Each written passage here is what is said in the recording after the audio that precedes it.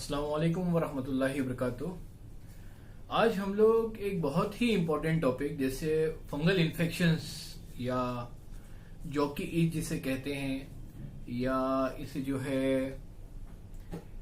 आम जबान में जो है लोग नाइटा या फंगल इन्फेक्शन या दाद अक्सर जो लोग इसका जो जिसे रिंग जैसी फॉर्म हो जाती है, खुजली बहुत ज्यादा इसमें होती है। तो इसके बारे में जो है मैं कुछ बहुत ज़रूरी बातें मरीजों से करना चाहता था कि बहुत से मरीज मुझसे पूछते हैं कि हिजामे में इसमें शिफा है क्या या यूनानी मेडिसिन में इसमें शिफा है क्या। तो बेसिक ये कि अल्हम्दुलिल्लाह इसमें काफ़ी लोगों को हिजामे और यूनानी मेडिसिन से फ़ायदा हुआ है, लेकिन बेसिक जो है कि कई कई साल से कई मरीजों को ये इन्फेक्शन है और मुझे जाती तौर पे ऐसा लगता है कि इतने साल तक इस इन्फेक्शन को ऐसे भी नहीं रहना चाहिए। मतलब अगर आप इलाज करते हैं बहुत अच्छी बात है, आप कोई भी इलाज करते हैं, आप मॉडर्न मेडिसिन से इलाज करें, आयुर्वेदिक इलाज करें, होम्योपैथी इलाज करें, यूनानी इलाज करें, आप जो भी इलाज करें, लेकिन ये इतना लंबा खींचने वाली बीमारी नहीं है ज्यादातर केसों में। मतलब मैं सारे केसेस का एक साथ ये नहीं करूंगा, लेकिन अक्सर केसों में ये अननेसेसरी लंबा खींच जाता है और उसके रीजंस हैं। बहुत से मरीज जो हैं जो ये सोचते हैं कि ये किस तरह ठीक होगा या ये बार बार क्यों हो जाता है, ये इससे जान क्यों नहीं छूट पाती। तो उस ताल्लुक से जो है आपको कुछ चीजें जहन में रखनी होंगी, कुछ परहेज करने होंगे। तो फर्स्ट ऑफ ऑल जो इम्पोर्टेंट चीज है वो ये है कि ये किन चीजों की वजह से ज्यादा होता है। तो सबसे अहम चीज जो आपको ध्यान में रखनी है वो ये है कि जो जीन्स पैंट होती है या जो टाइट कपड़े, आजकल नौजवानों में अल्लाह रहम कर दे एक अजीब मसला आ गया है कि इतने ज्यादा टाइट कपड़े पहनते हैं कि वो खून की रगें ऐसा लगता है कि दब जाएंगी। दूसरा उसका ये रहता है कि वो जो है एकदम मोटा कपड़ा होता है जिस वजह से जो है पसीना वगैरह निकलने की कोई जगह नहीं रह जाती है। वो कंटिन्यूअस पसीना, गर्मी और ये जो एक जो है ना एकदम जैसे बैक्टीरियल फंगल कल्चर का जो एक माहौल उसको प्रोवाइड किया जाता है और फिर ये सोचा जाता है कि भाई किसी दवा से ये ठीक क्यों नहीं हो रहा है। अक्सर डॉक्टर्स भी मरीजों को समझाते हैं कि भाई इस तरह से आपको नहीं करना है, लेकिन वो ठीक से समझ नहीं पाते। तो सबसे पहली चीज ये कि सिंथेटिक कपड़े जितने भी हैं अवॉइड किए जाएं। दूसरा ये है इसमें अहम चीज कि जितना हो सके ढीले ढाले कपड़े पहने जाए। सबसे बेस्ट है कॉटन के जितने ढीले ढाले कपड़े आप पहन सकते हैं वो पहने। दूसरा ये रहता है इसमें जो वो रहता है कि टॉवेल वगैरह भी, जैसे अक्सर एक कहावत बड़ी मशहूर चल रही है आजकल, जो शेयरिंग इज केयरिंग। तो मैं इसमें ये बोलता हूँ कि भाई sharing is not caring when it comes to your towel and handkerchiefs. जब आपका जो है रुमाल और टॉवेल और ये सब चीजों की बात आए तो नॉट शेयरिंग इज केयरिंग। आप अपनी प्राइवेट चीजें किसी से भी शेयर ना करें। अक्सर यहाँ पे रहता है कि मैंने होटलों में कहीं कहीं देखा है कि वो साबुन रहता है एक जो है सार्वजनिक साबुन, रेड कलर का आधा काटा हुआ, टॉयलेट्स वगैरह के बाहर रहता है और कुछ होटलों में रहता है। सारे लोग उसी में जाके अच्छे से हाथ धोते हैं और फिर वहीं पे कपड़ा लटका हुआ होता है। अक्सर जो है मसाजिद में कपड़ा लटका रहता है कि वुजू के बाद लोग हाथ पोंछते। सार्वजनिक कपड़ा जो है जो पब्लिक प्लेसेस पे, उसको बिल्कुल भी इस्तेमाल गलती से भी ना करें। अगर आपका हाथ गीला है गीला रहने दें, दिल करे तो अपने कपड़े से पोंछ लें, दिल करे तो रुमाल से पोंछ लें, टिश्यू पेपर से पोंछ लें, ना पोंछे इसको झटक के सुखा लें। इवन जो हाथ सुखाने की बहुत सी मशीनें भी होती हैं, मॉल्स वगैरह में देखा जाता है कि एक मशीन होती है जिसमें हाथ सुखाया जाता है, वो तो दीगर बीमारियों के लिए, लेकिन वो भी बहुत हाइजीनिक मुझे बिल्कुल नहीं लगता कि भाई हजार आदमी उसमें हाथ डाल रहा है और वो जो है हवा जो है घुमा घुमा के उसमें गर्म फेंक रही है, लेकिन वो एक अलग ही वो है। तो जितना कोशिश कर सके अगर आपके हाथ गीले हैं तो अपने पर्सनल रुमाल से ही पोंछें। और ये ध्यान रखें कि ये जो आपकी बॉडी में आता है तो इसका जो बीज आता है वो आपकी उंगलियों पे आता है, आपके हाथों पे आता है, फिर वो बॉडी में अलग अलग मकाम पे पहुंचता है। जिन जगहों पे है वो जगह किसी और से जल्दी टच नहीं होती। थोड़ा सा वीडियो लेंथी रहेगा, लेकिन इंशाल्लाह आप इसको एक बार देख लें तो आपके भी काम आ जाएगा। खुदा न खास्ता आपकी फैमिली में किसी को होता है तो उसकी भी आप थोड़ी बहुत मदद कर सकते हैं। और on the basis of knowledge, मतलब एक ये सुनी सुनाई बातों के भरोसे पे लोगों की मदद ना किया करें तो बहुत बेहतर है। अक्सर लोग इसमें जो है गोश्त बंद कर देते हैं कि गोश्त की गर्मी से ज्यादा हो रहा है, तो वो एक पर्सनल वो है, मैं इसमें नहीं जाऊंगा। इसमें बेसिक ये है कि अगर बंद करना ही है किसी खाने पीने की चीज को आपको कि भाई जिसके मदद हो जाए, तो शक्कर बंद कर दीजिए। जो यीस्ट होता है, ये किस्म के जो फंगल इन्फेक्शन होते हैं, ये शक्कर के बहुत प्यासे होते हैं। जो आजकल एक ये भी है ट्रेंड, जो है कहीं पे भी आप जाते हैं दावतों में, इसमें उसमें, तो बाद में वो काला पानी एक रखा हुआ होता है। वो काला पानी जो होता है वो शक्कर की दुकान होता है। उसमें जो मामले में जितनी शक्कर होती है उतनी कम ही चीजों में होती है। जितना भी हो सके जिस फॉर्म में भी आप शुगर इस्तेमाल करते हैं वो कम कर दीजिए। अब इसमें जो है सबसे अहम चीज जो रहती है कि कुछ मिनटों की जो है आपकी मेहनत जो है वो आपको इससे आसानी से बचा सकती है। वो जो है इसमें अहम चीज ये है कि जो सूखे हुए कपड़े आपको पहनने हैं, गीले कपड़े हरगिज हरगिज ना पहने।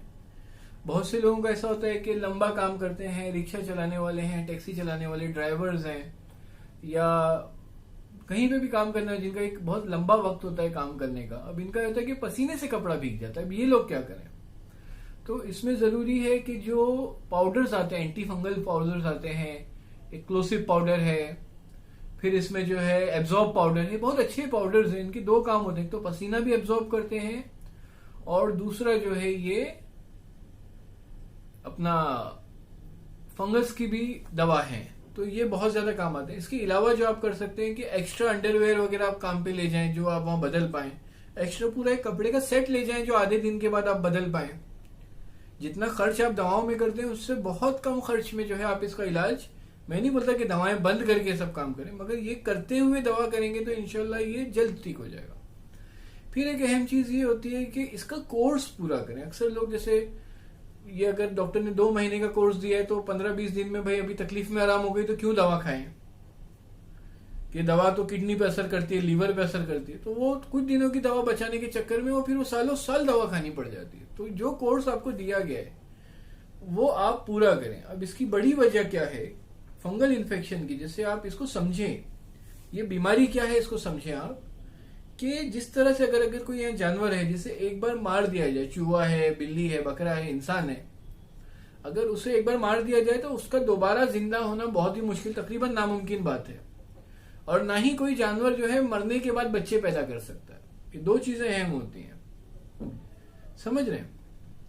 तो इसीलिए जो बैक्टीरियाज हैं, जो वायरसेस हैं, जब ये ठीक हो जाते हैं तो जो है इसमें दोबारा होने के लिए उनको जो है चांसेस बहुत ज्यादा नहीं रहते, हत्या इम्कान वो बच ना जाए। लेकिन फंगस जो होता है वो बहुत जल्दी जो है वापस से, जिसके पौधा किस तरह से दोबारा उग सकता है, अगर उसको पूरी तरह पौधे को हम ऊपर से काट भी दें, जड़ रह जाती है तो दोबारा पौधा उग सकता है। वैसे ही इसका भी थोड़ा सिस्टम होता है फंगस का भी, कि अगर ये थोड़ा भी बच जाए, इसकी थोड़ी भी जड़ बाकी रह जाए, तो ये दोबारा से जो है पूरी कॉलोनी अपनी बना सकता है। तो इसका जो है कोर्स पूरा करना बहुत जरूरी। जो भी डॉक्टर ने आपको अहकामात दिए हैं, जो भी आपको समझाया, उसको पूरी तरह से आप फॉलो करें। अब इसमें कुछ चीजें और भी हमें ध्यान रखने की जरूरत है। एक तो ये कि बहुत से लोग जो है इसे नौजुबिल्लाह गंदी बीमारी मानते हैं, कि जैसे ये एड्स की तरह, ऐसे मैं किसी भी बीमारी को गंदी नहीं बोलता हूँ, कुछ लोग इसे सेक्सुअली ट्रांसमिटेड डिजीज मानते हैं, जैसे एड्स है, हेपेटाइटिस बी है। तो पहली चीज ये कि ये उस तरीके की बीमारी नहीं है। टच पे ऐसे भी फैल सकता है, सरफेस वाइज भी फैल सकता है, एक दूसरे का रुमाल इस्तेमाल करने से, जैसे मैंने बताया कि टॉवेल हम कभी कभी होटलों में इस्तेमाल कर लेते हैं।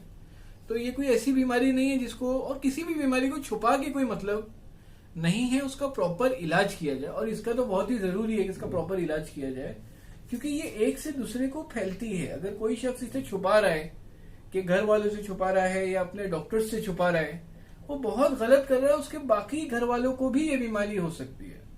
तो इस चीज का भी आप खास ख्याल रखें। फिर इसमें जो है बहुत सी चीजें जो हमारी इम्यूनिटी के लिए अच्छी होती हैं, जैसे दही है, योगर्ट है, जैतून का तेल है, फिर कलौंजी का तेल है, ये सब चीजें जो हमारी इम्यूनिटी के लिए अच्छी हैं। जैसे रेगुलर एक्सरसाइज करना, अगर आपकी इम्यूनिटी अच्छी रहेगी तो इसके ठीक होने के चांसेस भी बहुत ही अच्छे से बढ़ जाते हैं। तो जो चीजें अभी मैं एक और बार आपका रिवीजन करा दूं, गीले कपड़े नहीं पहनना है, टाइट कपड़े नहीं पहनना है, सिंथेटिक कपड़े नहीं पहनना है, ढीले ढाले कपड़े पहनना है, कॉटन के कपड़े पहनना है, टेंशन कम से कम लेना है, नींद अपनी अच्छी रखना है, प्रॉपर नींद होनी चाहिए आपकी। फिर उसके बाद इसका इलाज बहुत जरूरी इसलिए भी होता है कि भाई अगर ये किसी घर के अंदर ऐसे शख्स को है जिसकी प्रॉपर हेल्थ है तो दवाएं देना भी आसान होता है। खुदा न खास्ता उसके जरिए किसी प्रेग्नेंट लेडी को हो जाए, किसी दूध पिलाने वाले बच्चे की माँ को हो जाए, किसी बूढ़े इंसान को हो जाए, किसी HIV पॉजिटिव पेशेंट को हो जाए, किसी छोटे बच्चे को हो जाए, तो फिर ट्रीटमेंट मुश्किल हो जाता है। तो बेहतर ये कि जिसको भी है वो आगे फैलाने की बजाय फौरन इसका इलाज कर ले। फिर जो है दही वगैरह खाना इसके लिए अच्छा है, शक्कर बंद करना इसके लिए बहुत अच्छा है। और इसी के साथ मैं अपना वीडियो खत्म करता हूँ, बहुत लंबा हो गया, मैं माफी चाहूंगा। बट अगर आपको ये लगता है कि ये चीजें आगे भी जो है लोगों को, मैं जनरली ऐसा रिक्वेस्ट नहीं करता हूँ कि मेरा शेयर किया जाए, मगर इसमें मैं चाहता हूँ कि ज्यादा से ज्यादा ये चीज फॉरवर्ड की जाए ताकि बाकी लोगों को भी मालूम पड़ जाए कि अननेसेसरी जो है, जो लोग बहुत परेशान है इससे, इस बीमारी से, उनको इंशाल्लाह जो है एक सही गाइडेंस मिले। इसके साथ एक बड़ा मसला ये हो जाता है कि अक्सर डॉक्टर्स के पास हम लोग जाते हैं, डॉक्टर्स के पास इतना टाइम नहीं होता कि आपको ये सारी चीजें अच्छे से बैठा के वो समझा पाए। वो जल्दी में दवा लिख देते हैं और आपको कुछ चीजें बेसिक समझा देते हैं। तो बेहतर ये कि और अपने डॉक्टर से मशवरा भी करें इस ताल्लुक से, अगर जैसे आपको इसमें कुछ भी लगता है तो। फिर जो है इसमें जरूरी है कि बहुत से लोग केमिस्ट में जाके खुद से दवाएं ले लेते हैं, इसके लिए एक क्रीम वगैरह ले लेते हैं। कुछ लोग स्टेरॉइड बेस्ड क्रीम में जैसे क्लोबेट GM वगैरह बहुत ज्यादा इस्तेमाल कर लेते हैं, या कोई और मैं ब्रांड नाम नहीं लेना चाहता। तो उसमें जो है अगर स्टेरॉइड्स हैं तो ये ऐसा होता है कि रात को लगाएंगे तो सुबह तक ठीक हो जाएगा, लेकिन उसके साथ जो बड़ा मसला हो जाएगा वो ये हो जाएगा कि ये इन्फेक्शन रेजिस्ट होता जाएगा उन दवाओं से।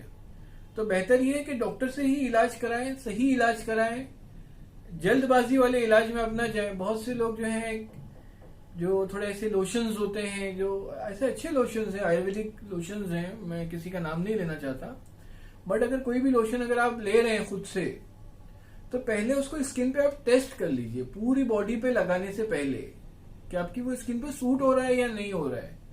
अगर वो सूट नहीं हो रहा है, जैसे थोड़ा सा पहले एक जगह आप लगा के देख लें कि भाई कितना वो हो रहा है। छोटे बच्चों में कोशिश करें कि अवॉइड ही करें, प्रॉपर डॉक्टर से इलाज कराएं तो बहुत ही अच्छा है। और इन चीजों का खास ख्याल रखें, और इलाज जरूरी है ताकि घर के किसी कमजोर फर्द तक ये बीमारी ना पहुंचे। बहुत बहुत शुक्रिया, जज़ाकल्लाह खैरा।